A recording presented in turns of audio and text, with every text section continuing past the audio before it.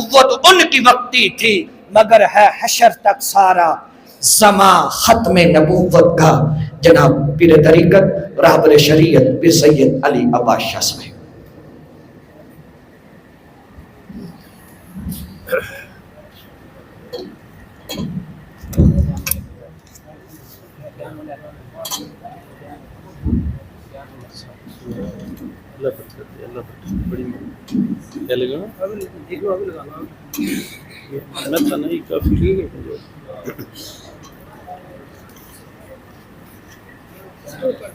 جزاک اللہ، شکریہ،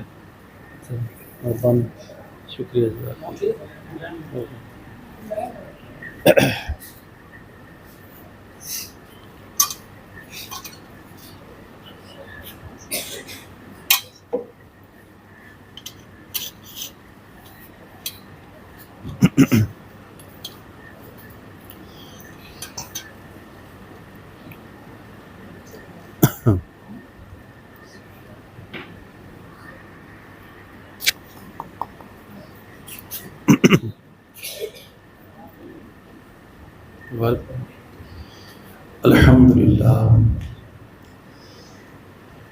الحمد لله الذي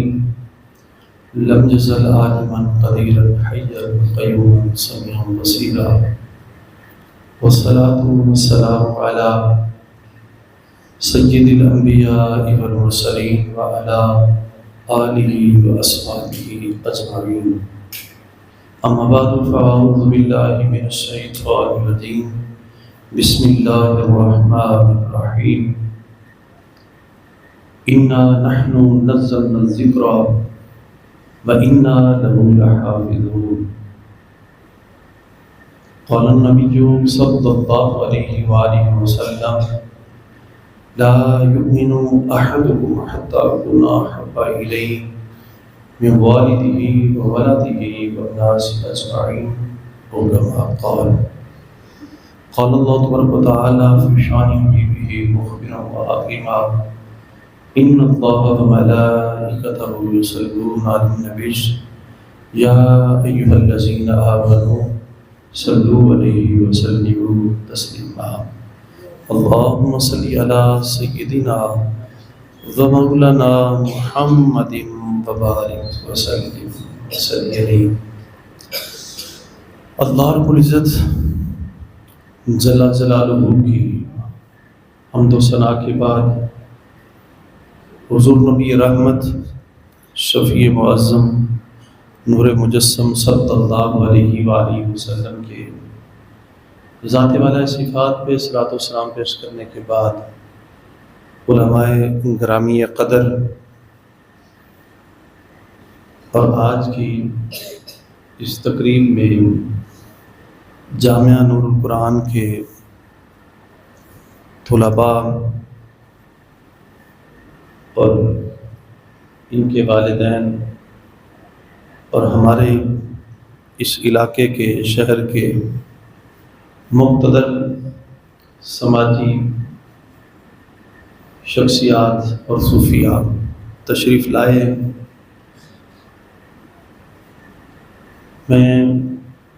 اپنی طرف سے بھی اور جامعہ حاضہ کی طرف سے بھی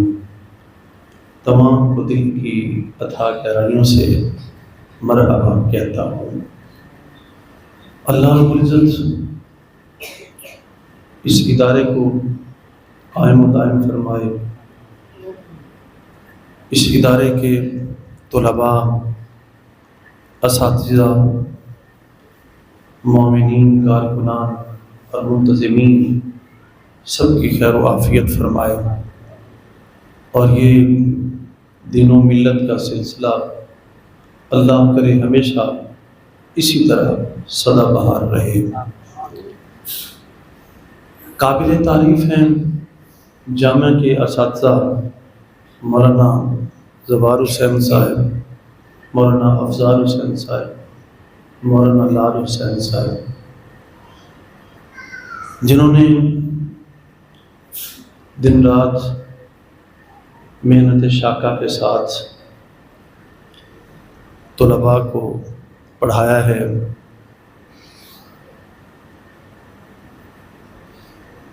اور بڑی محبت کے ساتھ اور بڑی جستجو کے ساتھ محنت کے ساتھ آپ نے کام کیا ہے، اور ادارے کے منتظم جناب عبدالجبار صاحب، یقیناً یہ تمام کی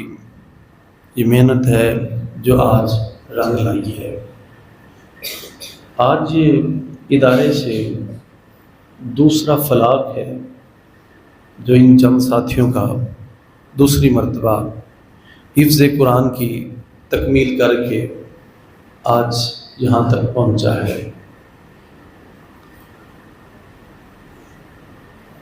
ان بچوں کو جنہوں نے قرآن مجید کی تکمیل کی ہے، جن کی آج آمین ہے، مبارکباد کے مستحق ہیں آپ کہ آپ نے سردیوں میں گرمیوں میں گھر سے دور دراز سے چل کے آ کے آپ پڑھتے رہے ہیں۔ آپ بھی خوش نصیب ہیں اور یقیناً آپ کے والدین بھی خوش نصیب ہیں۔ اللہ رب العزت جل شانہ نے ارشاد فرمایا انا نحن نزلنا الذکر وانا لہ لحافظون، کہ بے شک ہم نے ہی اس کلام مجید کو اتارا ہے اور ہم ہی اس قرآن کی حفاظت کرنے والے ہیں۔ حافظ کی شان کا اندازہ ہم اس آیہ مبارکہ سے لگا سکتے ہیں کہ حافظ کی شان کیا ہے، حافظ کا مقام کیا ہے، کہ اللہ کریم نے خود اپنے نام کی نسبت سے حافظ کو نام عطا کیا ہے۔ وَإِنَّا لَهُ لَحَافِظُونَ، بے شک ہم ہی اس قرآن کی حفاظت کرنے والے ہیں۔ تو جب کوئی طالب علم جب قرآن مجید کو پڑھ لیتا ہے اور پھر اس کو حفظ کر لیتا ہے، یاد کرتا ہے، اسے یاد رکھتا ہے، اس کی شان یہ ہے کہ وہ بھی اللہ جل شانہ کے حفاظت کرنے والے بندوں میں سے ایک بندہ بن گیا ہے۔ یہ حافظ کی شان ہے۔ اور ابن ماجہ شریف کی ایک حدیث پاک ہے کہ ایک حافظ قرآن جو قرآن کو پڑھتا ہے پھر حفظ کرتا ہے، اور حفظ کرنے کے بعد اس کے تقاضوں کو پورا کرتا ہے، مطلب یہ کہ عمل کرتا ہے، تو میرے اور آپ کے کریم آقا صلی اللہ علیہ وسلم ارشاد فرماتے ہیں کہ اللہ کریم اس ایک حافظ قرآن کو قیامت والے دن یہ شان، یہ مقام عطا کرے گا، اسے یہ حق دے گا کہ وہ اپنے گھر کے 10 افراد کی سفارش کر سکتا ہے۔ یہ ابن ماجہ شریف کی حدیث پاک ہے۔ یہ حافظ کی شان ہے۔ آج کل ذرا لبرل قسم کے لوگ یوں منہ اٹھا کے پھرتے ہیں اور بڑے اعتراضات کرتے ہیں اور بونگیاں مارتے ہیں، ذرا کہ لو جی آپ کتنا وقت لگا دیتے ہیں، بچے 3 سال 4 سال لگا دیتے ہیں حفظ کرتے ہیں، ان کا وقت ضائع ہوتا ہے، تو یہ کرنے کا کیا فائدہ ہے؟ ایسے نام نہاد اور بے وقوف عام قسم کے بندے کہ جو بالکل دین سے ہٹے ہوئے ملحد قسم کے لوگ ہیں، وہ یوں بونگیاں مارتے ہیں۔ اتنا ہی کافی ہے کہ جب آپ خود دیکھیں، ذرا ہمارے اندر کی ایک مثال ہے، یقیناً آپ میری بات سے اتفاق کریں گے، آپ خود دیکھیں کہ ہمارے علاقے کے حلقہ کے چیئرمین، ایم پی اے، ایم این اے، کوئی بڑا بڑا وڈیرا اگر کسی عام سے غریب بندے کو دوست بنا لے، بیلی بنا لے، اس کے ساتھ وہ رابطہ رکھے، آئے، گاڑی سے اتر کے ملے یا اسے اپنے پاس بٹھائے، تو ماحول میں ہر عام بندہ اس کو دیکھنے والا بڑا ششدر اور حیران رہتا ہے اور گمان یہ کرتا ہے کہ کیا اس بندے کی ٹھوک ہے کہ بندہ یہ عام سا ہے اور اس کو اس فلاں بندے نے، فلاں سیاسی نے، فلاں امیر نے، وزیر نے اس کو اپنے پاس بٹھایا ہوا ہے، یہ بندہ اس کا بڑا خاص ہے، یہ اس کا رائٹ ہینڈ ہے۔ ہم یہ مثال دیتے ہیں اکثر، ذرا جب بھی کسی عوامی بندے کو کسی ایسے بڑے منصب پہ فائز بندے کے ساتھ دیکھتے سنتے ہیں تو ہم بھی حیران ہوتے ہیں، اور دل میں یہ ایک ارمان سا رہتا ہے کہ کتنا بڑا اس کو مقام ملا ہے. بندہ یہ عام سا ہے، ہلکا سا بندہ ہے، اس کو اتنے بڑے بندے نے اس کو اپنے ساتھ رکھا ہوا ہے. اس کا مقام ہمارے دل میں بیٹھ جاتا ہے، اور کبھی تکلیف کوئی بنے بھی نہ کہ اس بندے کو نقصان دے تو 100 بار سوچتے ہیں کہ اگر اس کا نقصان کیا، اس کو تکلیف دی، تو یہ تو فلاں وڈیرے کا بندہ ہے. اگر ہم نے اسے تکلیف دی، تنگ کیا، مارا پیٹا، تو یہ تو بڑے وڈیرے بندے کا دوست ہے، تو پھر میری خیر نہیں ہے. حیرانی والی بات ہے، یہ ایک عقلی بات میں آپ کے سامنے پیش کر رہا ہوں کہ ایسا ہمارے ماحول میں جب ہم ایسے عام بندے کو اس مقام پہ دیکھیں تو ہمارے دل میں اس کی بڑی قدر اور بڑی عظمت ہوتی ہے. تو اندازہ لگائیں کہ خدائے رحمان خود جس کا یہ کلام مجید ہے، جو بندہ اس قرآن کو اپنے سینے میں رکھ لے، حدیث پاک میں آتا ہے، میرے آپ کے کریم مہربان نبی صلی اللہ علیہ وسلم فرماتے ہیں کہ جو بندہ جب حفظ کر لیتا ہے، قرآن مجید کو سینے میں بٹھا لیتا ہے، تو اللہ تعالیٰ فرماتا ہے یہ میرے خاص بندوں میں سے ہے، یہ اہل اللہ میں سے ہے. حضور فرماتے ہیں کہ جو حفظ کر لیتے ہیں پھر وہ اہل اللہ ہیں اور اللہ کے خاص بندے ہیں. تو مجھے بتاؤ، جب کوئی بندہ اس خدائے رب ذوالجلال کا قرآن سینے میں بٹھا لے تو اس کی شان کیا ہے؟ ہم دنیا دار بندے کے ساتھ رہنے والے بندے کی ٹھوک کو مانتے ہیں، اور جو خدائے رب ذوالجلال کے قرآن پوری کتاب کو اپنے دل میں رکھ لے، اپنے سینے میں چھپا لے، اس کی کتنی بڑی شان ہے. اور مہربان نبی صلی اللہ علیہ وسلم ارشاد فرماتے ہیں کہ قیامت والے دن حافظ قرآن کو بلایا جائے گا اور فرمایا جائے گا کہ آج قرآن سنا. اور جب حافظ پھر قرآن شروع کرے گا نا، الحمد شریف سے وہ شروع کرے گا قرآن، تو اسے فرمایا جائے گا قرآن پڑھ. وہ قرآن پڑھے گا اور ساتھ کہا جائے گا قرآن بھی پڑھتا جا اور زینے بھی چڑھتا جا.